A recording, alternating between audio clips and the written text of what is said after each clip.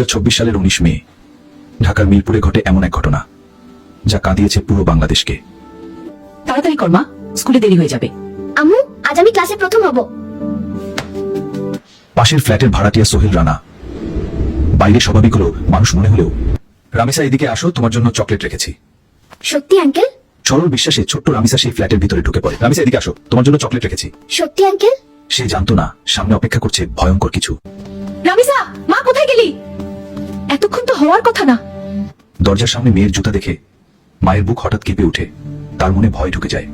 দরজা খুলেন, আমার মেয়েটা ভিতরে আছে। দরজা খুলেন, আমার মেয়েটা ভিতরে আছে, দয়া করে দরজা খুলেন। বাইরে মায়ের চিৎকার শুনে আতঙ্কে কাঁপতে থাকে ঘাতক। তারপর সে নেয় আরো ভয়ঙ্কর সিদ্ধান্ত। দরজা ভাঙেন, নিশ্চয়ই ভিতরে কিছু হয়েছে।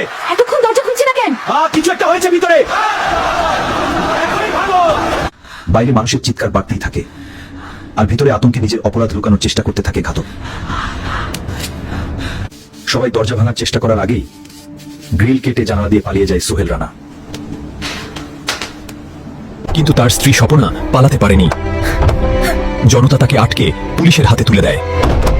কেউ কিছু স্পর্শ করবেন না, পুরো ফ্ল্যাট তল্লাশি করা হবে।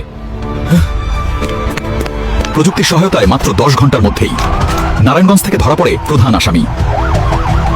এই ঘটনার আরো ভয়ঙ্কর সত্য আর বাকি অংশ দেখানো হবে পার্ট 2-এ।